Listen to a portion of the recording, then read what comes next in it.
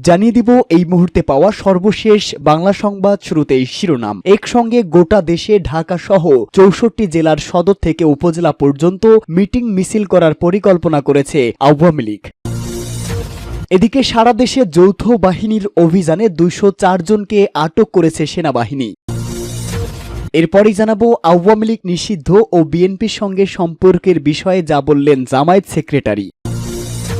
এদিকে পুলিশের সামনেই বৈষম্য বিরোধী ছাত্রদের উপর ছাত্র দলের হামলা। সর্বশেষ জানাবো বৈষম্য বিরোধী ছাত্র আন্দোলনের শীর্ষ নেতারা নেতৃত্বের ব্যর্থতার পরিচয় দিয়েছে ছাত্রদল সভাপতির মন্তব্য। শুনছিলেন সংবাদ শিরোনাম, এবারে বিস্তারিত। তবে তার আগে এই ভিডিও সম্পর্কে জানিয়ে দিন আপনার মূল্যবান মতামত। জানিয়ে দিন কে কোন স্থান থেকে আমাদের সংবাদ শুনছেন অথবা দেখছেন।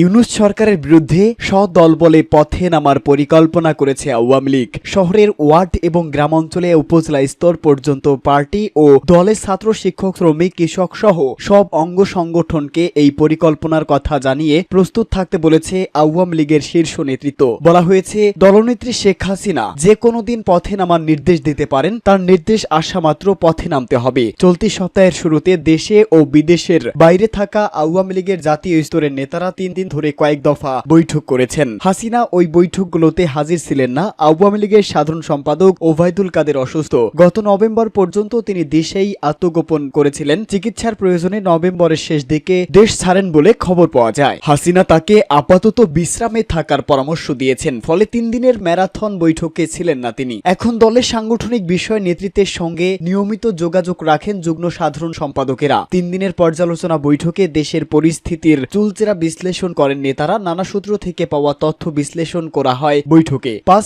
আগস্টের পর বিগত ৫.৫ মাসে পরিস্থিতির গুণগত পরিবর্তন হয়েছে বলে অধিকাংশ নেতা সহমত হন। একসঙ্গে গোটা দেশে ঢাকা সহ ৬৪ জেলার সদর থেকে উপজেলা পর্যন্ত মিটিং মিছিল করার পরিকল্পনাও করেছে দল। তাতে দলের পতাকা থাকবে কিনা সে ব্যাপারে স্থানীয় নেতৃত্বকে সিদ্ধান্ত নিতে বলা হয়েছে। সারা দেশে যৌথ বাহিনীর অভিযানে ২০৪ জন আটক। দেশের চলমান পরিস্থিতিতে আইন শৃঙ্খলা নিয়ন্ত্রণে রাখার লক্ষ্যে দেশব্যাপী পেশাদারিত্বের সঙ্গে কাজ করে চলেছে বাংলাদেশ সেনাবাহিনী। এরই ধারাবাহিকতায় গত ১৮ এপ্রিল থেকে ২৩ এপ্রিল পর্যন্ত বাংলাদেশ সেনাবাহিনীর বিভিন্ন পদাতিক ডিভিশন ও স্বতন্ত্র ব্রিগেডের অধীনস্থ ইউনিট সমূহ কর্তৃত্ব অন্যান্য আইন শৃঙ্খলা রক্ষাকারী বাহিনীর সমন্বয়ে রাজধানী সহ দেশের বিভিন্ন এলাকায় বেশ কিছু যৌথ অভিযান পরিচালনা করা হয়। এসব যৌথ অভিযানে হত্যা মামলার আসামি, অবৈধ অস্ত্রধারী, তালিকাভুক্ত সন্ত্রাসী, চিহ্নিত দুর্বৃত্ত, চোরা কারবারি, কিশোর গ্যাং সদস্য, মাদক ব্যবসায়ী, মাদকাসক্ত এবং দালাল চক্রের সদস্য সহ মোট ২০৪ জন অপরাধীকে হাতে নাতে গ্রেপ্তার করা হয়। আইএসপিআর এর সহকারী পরিচালক রাশেদুল আলম খান সংবাদ বিজ্ঞপ্তির মাধ্যমে এ তথ্য জানান। এছাড়াও দেশব্যাপী জনসাধারণের নিরাপত্তা নিশ্চিত করতে সেনাবাহিনী বিভিন্ন এলাকায় টহল ও নিরাপত্তা কার্যক্রম পরিচালনা করছে। শিল্প অঞ্চলে বেতন বোনাস সহ বিভিন্ন দাবি দাওয়া নিয়ে চলমান অস্থিরতা প্রমোশনে গার্মেন্ট মালিক ও শ্রমিকদের সঙ্গে গঠনমূলক মত বিনিময় ও সমঝোতা করে সেনাবাহিনী। পাশাপাশি চলমান এসএসসি এবং সমমাননা পরীক্ষার বিভিন্ন কেন্দ্রে নিরাপত্তা নিশ্চিত করতে দেশব্যাপী টহল কার্যক্রম পরিচালনা করেছে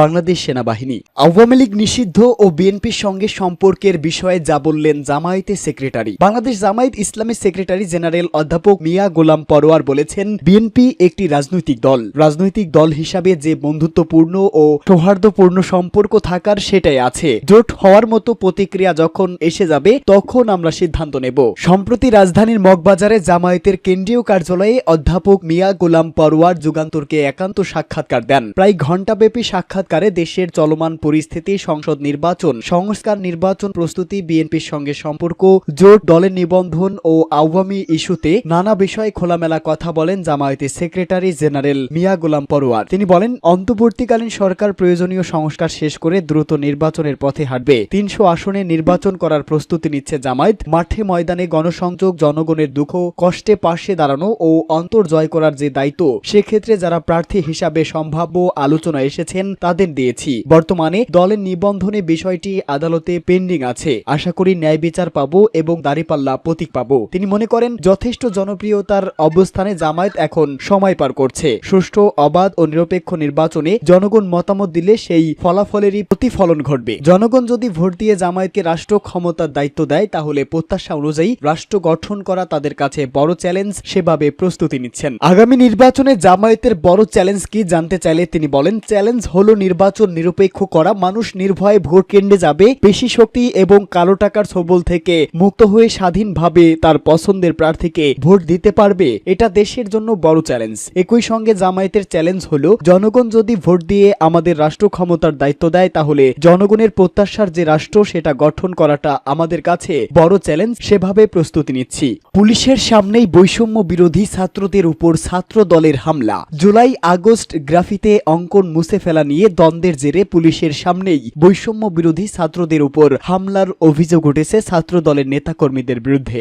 এতে 3 জন শিক্ষার্থী আহত হয়েছে। পাবনার ঈশ্বরদী সরকারি কলেজের সামনে এই ঘটনা ঘটেন। আহতরা হলেন কলেজ শিক্ষার্থী মেহেদি হাসান জিহাদ, তানজিদুর রহমান, দিহান এবং রাতুল হাসান। তাদেরকে ঈশ্বরদী উপজেলা স্বাস্থ্য কমপ্লেক্সে ভর্তি করা হয়েছে। এর মধ্যে দিহান বৈষম্য বিরোধী ছাত্র আন্দোলনের ঈশ্বরদী উপজেলার সমন্বয়ক বলে জানা গেছে। প্রত্যক্ষদর্শীরা ও সংশ্লিষ্টদের সঙ্গে কথা বলে জানা গেছে, সম্প্রতি ঈশ্বরদী সরকারি কলেজের দেওয়ালে জুলাই আগস্টের গ্রাফিত অঙ্কন মুছে ফেলা হয়। সেখানে স্থানীয় বিএনপি নেতাদের নাম লেখা হয়। এর প্রতিবাদে মানববন্ধনের আয়োজন করে বৈষম্য বিরোধী ছাত্র আন্দোলনের শিক্ষার্থীরা। অপরদিকে প্রাইম এশিয়া বিশ্ববিদ্যালয়ের শিক্ষার্থী ও ছাত্র দলের কর্মী জাহিদুল ইসলাম পারভেজ হত্যার ঘটনায় বিক্ষোভ সমাবেশের আয়োজন করে ছাত্র দলের নেতাকর্মীরা। এতে নেতৃত্ব দেন জেলা ছাত্র দলের সাবেক সহসভাপতি রফিকুল ইসলাম নয়ন। এ সময় উভয় পক্ষ মুখোমুখি অবস্থান নিয়ে ক্যাম্পাসে উত্তেজনা দেখা দেয়। তাদের মাঝে অবস্থান নেয় আইন শৃঙ্খলা বাহিনীর সদস্যরা। এক পর্যায়ে ছাত্র দলের নেতাকর্মীরা বৈষম্য বিরোধী ছাত্র আন্দোলনের শিক্ষার্থীদের ধাওয়া দেয়। অধিকাংশ